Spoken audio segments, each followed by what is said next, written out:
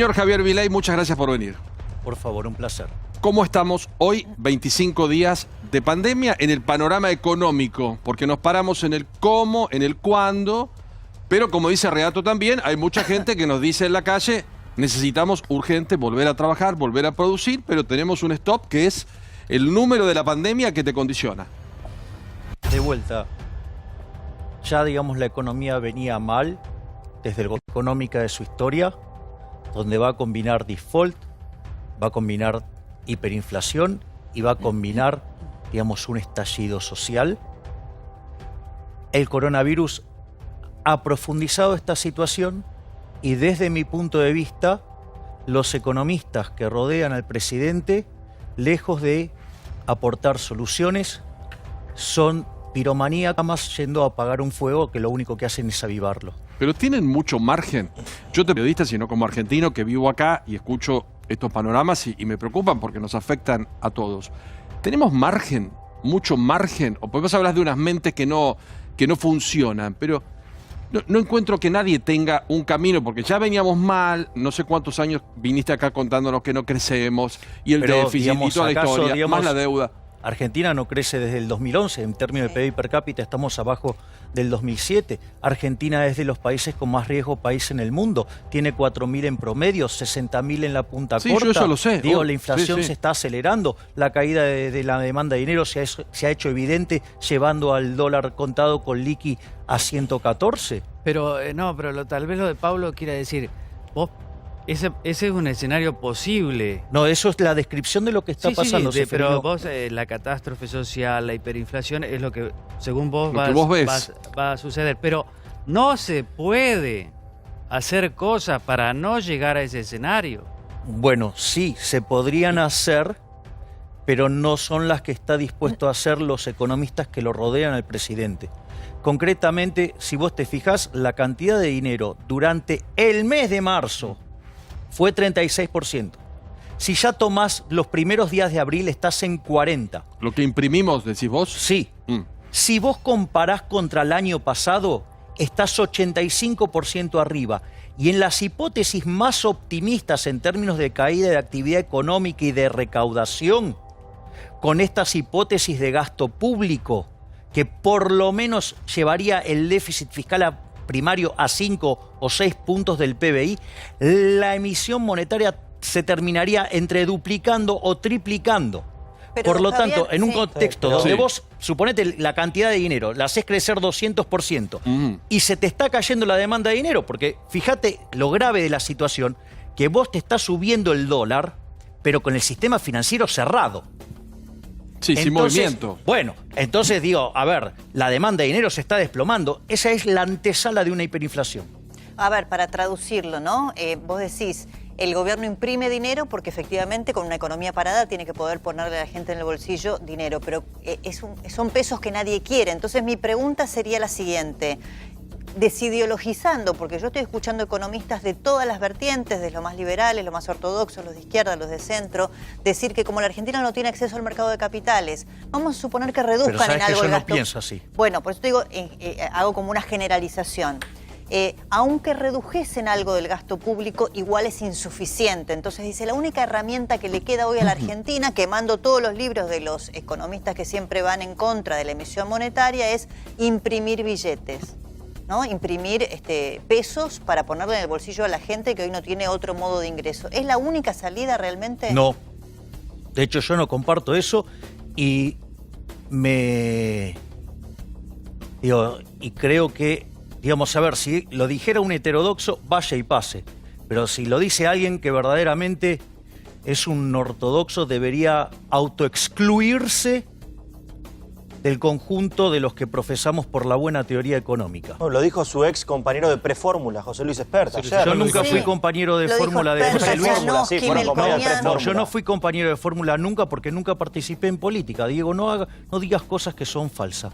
Ahora, y además, o sea, dentro de las líneas de los economistas liberales los hay distintos. José Luis es un liberal clásico, yo soy un minarquista con tendencias anarquista. Pero si sacamos las líneas, yo no estoy de acuerdo en hacer explotar la emisión monetaria. Está bien. A ver, porque yo lo que digo es lo siguiente. ¿Qué para que la gente ¿Qué harías? El problema es el siguiente. Vos hoy tenés que sacaste la gente del mercado laboral. De hecho, vos mandaste a la casa al 87,5% de la población adentro. Eso implica una fuerte retracción de la actividad económica. Es decir, no hay bienes en la economía. Entonces, si vos querés sostener el gasto público financiado con emisión monetaria, vos vas a estar con papelitos de colores comprando nada. Es decir, lo voy a poner en el límite. Si yo hago la producción cero, por más que me ponga desde un helicóptero a tirar billetes para la gente, digo, lo que voy a generar es una hiperinflación. ¿Por qué? Porque si la producción es nula y yo te doy billetes, ¿cuánto puede comprar esos billetes? Nada. Eso significa que el poder adquisitivo del dinero es cero. El poder adquisitivo del dinero es cero en una hiperinflación, porque el índice de precios tiende a infinito. Lo comparás con lo de hoy, te da una tasa de inflación estratosférica, o sea, una hiperinflación. Por lo tanto, yo no estoy de acuerdo con eso. Yo lo que creo es que justamente lo que debería hacer el gobierno es, dado que las empresas fueron forzadas por el Estado a dejar de producir, les hicieron cero los ingresos, digamos, entonces no tienen ingresos con qué pagar ni los salarios ni los impuestos. Por lo menos el gobierno debería haber, ya que indujo a las empresas a esa debacle, digo, porque es una acción del Estado lo que está quebrando las empresas, por lo menos deberían no cobrarle impuestos. Sí, por lo menos deberían bajarnos la carga fiscal y acomodar el gasto público a la carga fiscal que puedan tener en función de lo que dejaron funcionar. Pero claro, eso implica que la corporación política deba, digamos, renunciar a sus privilegios de casta. Y numéricamente empata, más allá de lo simbólico, numéricamente empata esa eventual reducción. Vos no podés reducir ni fuerza de seguridad ni salud en este momento, bueno, pero vos que llevas los números, esa eventual reducción del gasto público en áreas que se pueda, vos sabés que en este momento de pandemia hay áreas que no podés.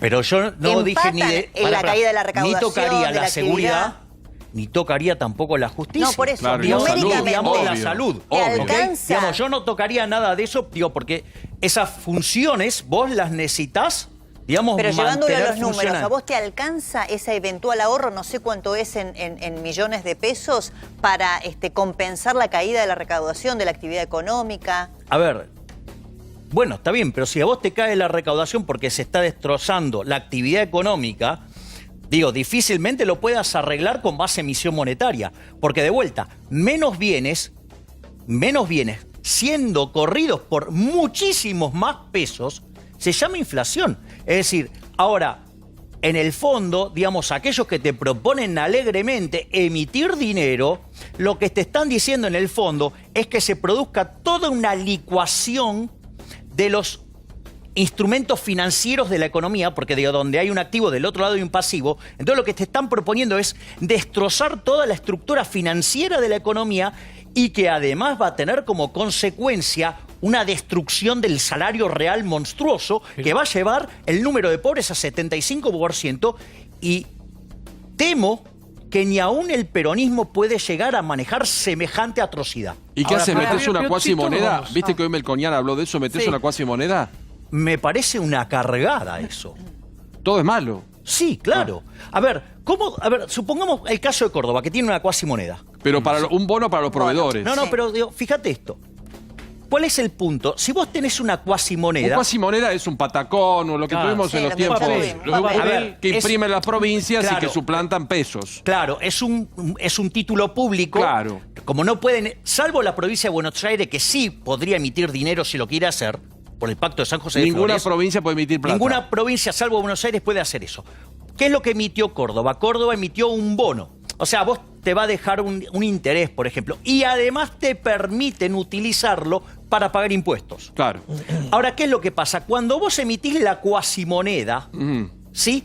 Eso implica que estás dejando de demandar pesos.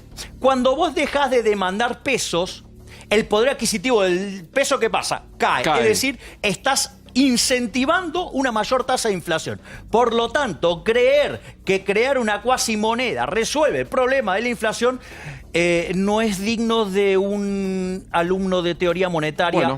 Ahora, si alguno de mis alumnos hace eso, lo echo del curso. Está bien. Ahora, Javier, Lo aplazo. A ver, nosotros venimos con una pandemia económica previa a la pandemia sanitaria que agudiza toda la situación. Y vos decís, bueno, no hay producción de bienes, con lo cual, al haber cada vez menos oferta, esos precios se van para arriba, ¿no? Pero la verdad es que todos también somos más pobres en esta situación, con lo cual la demanda también cae mucho.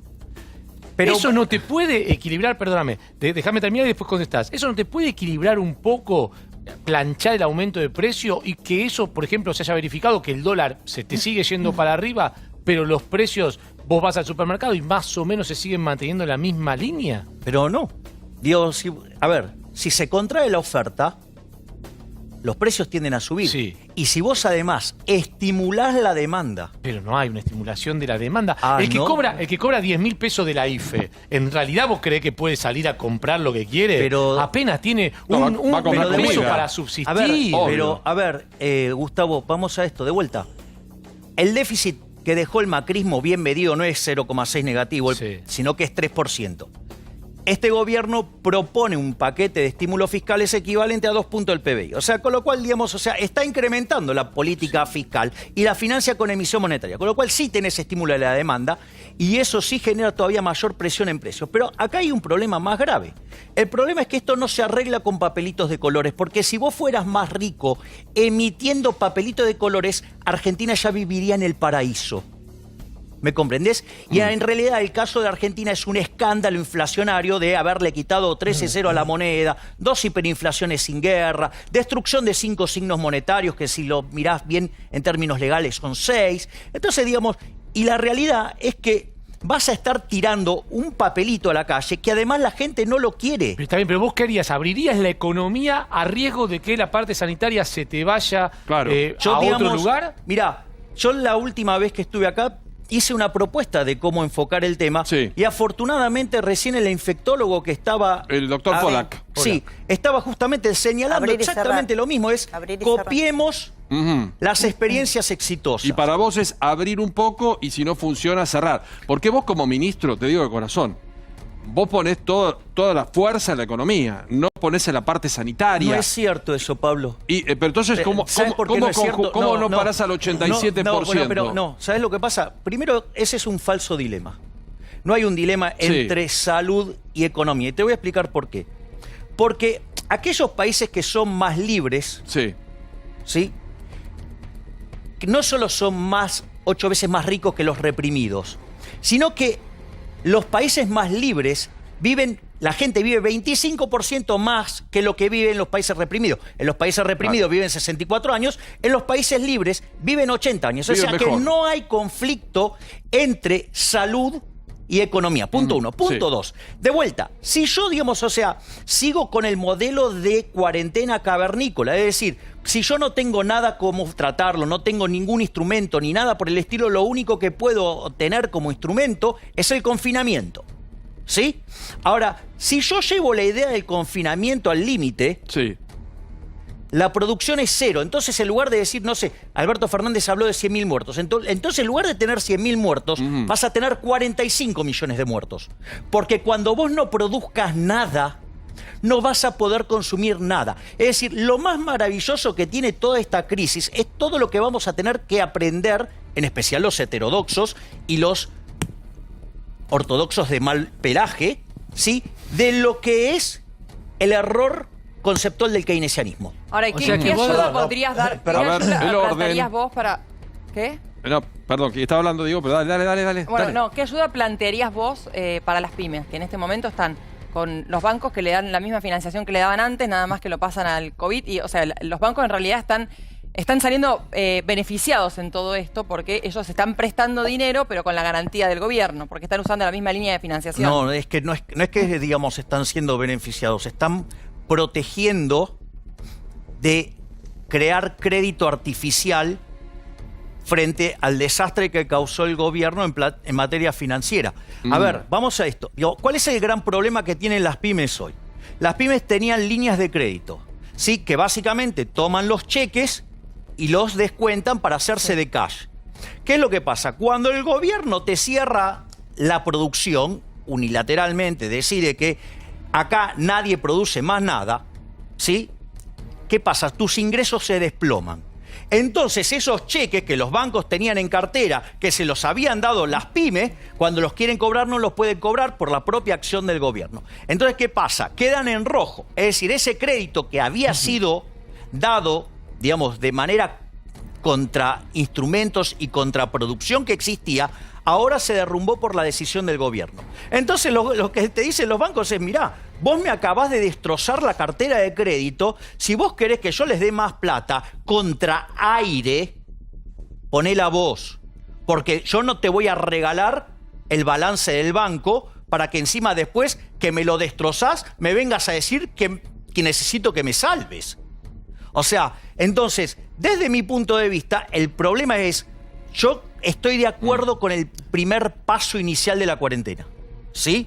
¿Por qué? Porque te encontraste con algo que no conocías, te encontró con el sistema en offside y la forma en la cual, digamos, vos podés trabajar son varias cosas. La primera es, aun cuando vos tuvieras el mismo caso de infectados, con el efecto de la cuarentena lo estirás en el tiempo y eso, además, digamos, no solo que te permite operar mejor con el propio sistema que tenés, sino que además te permite hacer un salto de calidad, ¿sí? O sea, mejorarlo cuantitativamente para poder mejorar la respuesta. Y además, el trabajo de educación sobre la población le quita aceleración, con lo cual la holgura del sistema es mejor.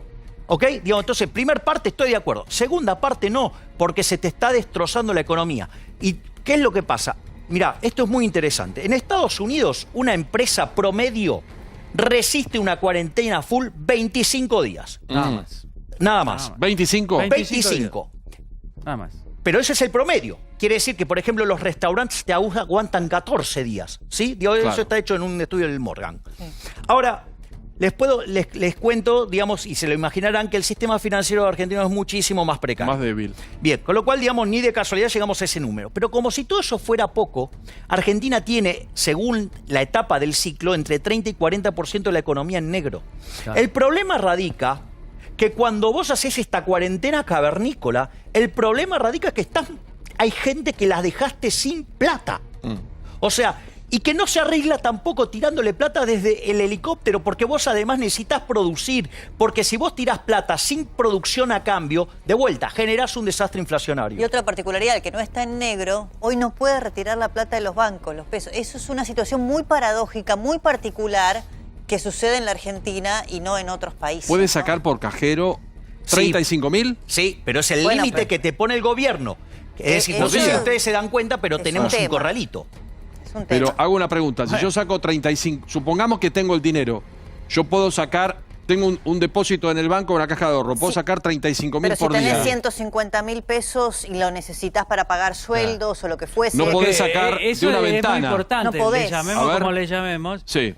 Eso explica por qué el Banco Central no autoriza que vos puedas ir a la caja A sacar y plata. a sacar tu Exactamente. depósito en pesos. En En pesos, dólares en sí. pesos. Y eso habla, yo estoy de acuerdo con vos, de la salud de los bancos. Los bancos tienen todos los dólares, lo pueden devolver cuando quieren, y tienen todos los pesos, los Y pueden tienen devolver cuando quieran. 65% de liquidez. Ahora, El problema no son los Banco Central bancos. te agarra y te los tiene porque, claro, ellos dicen, ¿qué va a comprar la gente si saca los pesos? Va al blue. Ujú. Entre otras cosas. Claro, cambia y cambia. Dame un segundito, porque hablamos de dólar. En un minuto nos explicás Sí, obvio. el precio del dólar de hoy, el contado con liqui y lo que significa esto.